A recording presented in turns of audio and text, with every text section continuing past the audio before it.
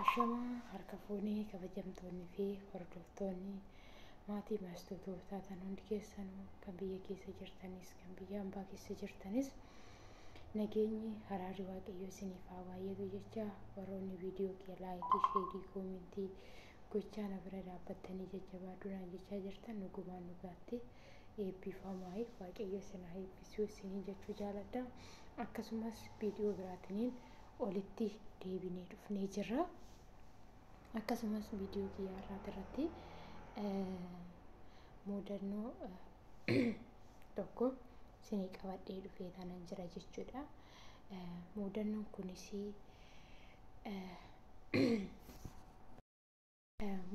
kunis nama lama isaan kunniin hiriyoota jechuudha. Waggoota dheeraa biyaansi waggoota dheeraa walitti lakkoofsisanii jiru jechuudha jarri kun lamaan. Waggoota dheeraa lakkoofsisanii jiran kana keessatti isheenillee biyya Arabaa keessa jirti. Inni dammoo Itoophiyaa keessa jiraata jechuudha. Dhugaa gizee baay'ee jechuudha rakkinni keenya gaafa namni tokko obboleettii koo kanarraa deebi'ii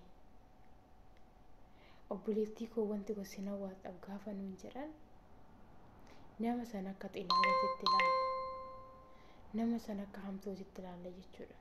Maaliif akkana nuun jedhan, maaliif jecha kana nuun jedhan jennee namoota san akka hammeenyatti ilaalla jechuudha. ለምን እንደሆነ እንጃ በቃ ያ ሰው እሱ ለመልካም አስቦልን ነው። እኛ ግን ወደ መጥፎ ነው የምንወስደው። ለምን እንደሆነ አላውቅም። ለምን አንዳንድ ጊዜ አንዳንዶች እህቶችን ቢሆኑ እህቴ ይሄ ነገር እኮ አያዋጣሽም፣ ይሄ ነገር አይሆንልሽም፣ ይሄ መንገድ አያወጣሽም ሲሉ አረ ለምንድን ነው እንዲህ የምትለን ብለን እሷ ያለች ቃላት ላይ ነው ትኩረት የምንሰጠው። ግን ለምን አለችን? ይሄ ነገር እውነት አያዋጣኝም እንዴ? ይሄ ነገር ለኔ መልካም ነገር አያስኬድም እንዴ ብለን እውነት እዚህ መንገድ ላይ ትኩረት አናደርግም። ራኮን ኬኛ ከናታ ይገችውላ ግን የምንወርቀው እኛ ነን። ስንወርቅ ደግሞ ለመነሳት በጣም ይከብደናል። በጣም ይከብደናል። ክብደቱን ችለን ዳገቱን አንወጣም። እውነት ዳገቱን እንጃ ከአቅማችን በላይ የሆነ ዳገት ነው የሚሆንብን። ስለዛ እኔ እዚህ ውስጥ ምን ማለት የፈለኩት እነኚህ እህቶቼ ይሄንን ሁሉ አመት አብሮ ኖሮ እሱ በአገሩ ውስጥ ቁጭ ብሎ በእናት ሀገሩ በአባት ሀገሩ ኢትዮጵያ ማለት እናትና አባት ራሱ ባይኖረን ኢትዮጵያ እናታችን አባታችን ናት። በሀገራቸው ውስጥ ቁጭ ብለው እንደፈለጉ እየበሉ እንደፈለጉ እየጠጡ እንደፈለጉ እየኖሩ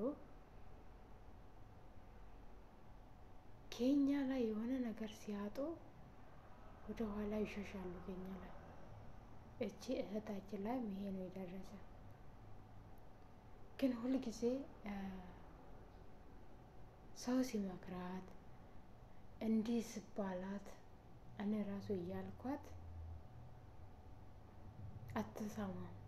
ሰው ያላትን አትሰማም። ራሷ ብቻ ያለን ነው የምትሰማው። ግን የምትጎጂ ቀን ይመጣል፣ የምትወርቂበት ቀን ይመጣል።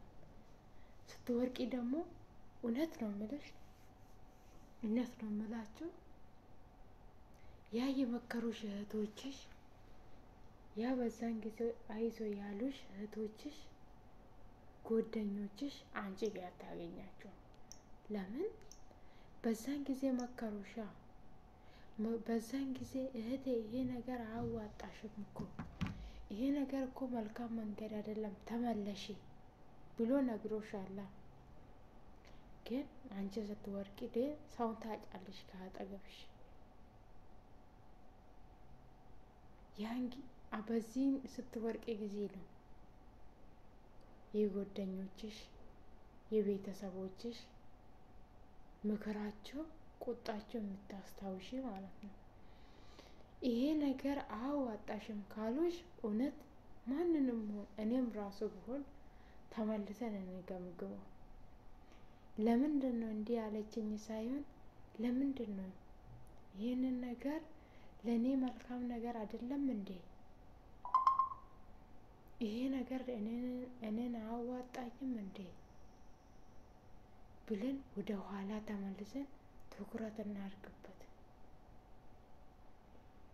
ትኩረት ካረግንበት አንወርቅም። ግን እሷ ምን አገባት? እኔ እንደፈለኩ እኖራለሁ እንደፈለኩ ሆናለሁ ብለን ከሄር እውነት ጉድጓድ ነው የምንገባው። ስላየሁት ነው እኔ ሳናቅ የማናቅበት ጉድጓድ ውስጥ እንገባለን። ስንገባ ግን ከዛ ጉድጓድ ውስጥ የሚያወጣን ሰው የለም። ያ ሰው በዛን ጊዜ ለጥቅሙ ነው እንጂ የሚወደን ጥቅሙን ስለጨረሰ ጥሎን እሱ ሄዷል። የሞተ ሰው አይመለስም አይደለ? ታዲያ ደግሞ እየፈሰሰ ውሃም አይመለስም። ብዙ ጊዜ እንዲህ አይነት ነገር ነው የሚመጣብን። አብዛኛ እኛ ሴቶች በጣም በቃ ከማንም በታች ሞኝ እንሆናለን። ከኔው ጀምሮ ከራሴ ጀምሬ እኛ ሴቶች ስንባል በጣም ነው የምንወርቀው። ስንወርቅ ራሱ አናይም። ግን ስንወርቅ ማንም አይዞ የሚለን ሰው የለም። ልንነሳ ስንል ማን ያንሳን ታዲያ? እኛ መጀመሪያ ራሱ በከንቱ ነው። ያ ሰው እኮ የሚወድሽ አንቺ ሳትወርቂ ነው እንጂ ወደደሽ። አንቺ ከወደቅሽ በኋላ የት እንዳለሽ አስታውስሽ። ለምን? ያ ሰው የጥቅሙን ወጥቷላ፣ የጥቅሙን አግኝቷላ፣ የልቡን ደርሷላ። ልቡን ከደረሰ ከአንቺ ላይ ምን ያደርጋል? አንቺ እኮ በቃ ለምሳሌ አረቦቹ ቆሻሻውን አውጥቶ ምን ያደርጋሉ? ይጥላሉ አይደለም? ለምሳሌ እንቁላል ስንሰብር ከውስጧ ምግቧን እንጠቀማለን። የላኛውን ቆዳውን ግን እንጥላታለን። ለምን? ከቆዳዋ ጋር አትበላማ እንቁላል። በዛን ጊዜ ይህንን እንቁላል ቆዳዋን ጥለን የውስጧን አኩላሏን ብቻ በልተን እንጥላለን። በቃ ሰውም እንደዛ እያደረገን ነው ማለት ነው። የፍላጎታችሁ ጊዜ ያስታውሱሻል። የፍላጎታችሁ ጊዜ አለውልሽ ይሉሻል። ግን አንቺ ስትሸገሪ፣ አንቺ ስትታመሚ እግዚአብሔር ይማርሽ፣ አንቺ ስትጨነቂ እግዚአብሔር ይማርሽ የሚልሽ ሰው አጠገብሽ አታገኝም። ለምን እንደሆነ እኔ አላቅም። ሰው በዚህን ጊዜ ሰውን አይደለም የሚወደው አብዛኛው። በዚህን ጊዜ ሰው የሚወደው ብርን ብቻ። ብር ካለሽ እውነት የማታውቂ ሰው ራሱ ከአንቺ ጋር እኖራለሁ ይላል። ግን አንቺ አንድ ነገር ካሌለሽ፣ ባዶ ከሆንሽ፣ ከባዶ ላይ ምን ይሰራል እሱ? ባዶ ነሽ፣ ጥሎሽ ይሄዳል። ስለዛ ሁላችንም ለሰው ሳይሆን ያችን የምንሰጠውንም ነገር ማንም ይሁን ክርስቲያንም ሆንኩ ሌላ እምነት ተከታታይም ቢሆን ለዛ ሰው ለሰው ሰጥቼ ምስጋና ማላገኝ ሰው ከምሰጥ ለእግዚአብሔር ቢሰጥ ከእግዚአብሔር ላይ ምስጋና አገኛለሁ። እግዚአብሔር ስንል ደግሞ እግዚአብሔር መጥቶ አይበላም። ለተቸገረ ሰው አንድ ድሃ ባለብስ እግዚአብሔር ይስጥሽ ይለኛል። አንድ የተቸገረ ሰው ብረዳ እግዚአብሔር ይስጥሽ ልጄ ይለኛል። ልላችሁ እወዳለሁ። ይህ ቪዲዮ እንደቀጠለ ነው ያለው። በሌላ ቪዲዮ ተመልሼ እስከምመጣ መልካም ቆይታ ይሁንላችሁ። ይህንን ቪዲዮ ላይክ፣ ሼር፣ ኮሜንት ማድረጉን አትርሱ። የተጨነቀች ነፍስ ካለች፣ የተቸገረች እህት ካለች ይህንን ቪዲዮ አድርሱላት። ይህ ምክር ለሷ የሆነ ነገር ይሆንላታል።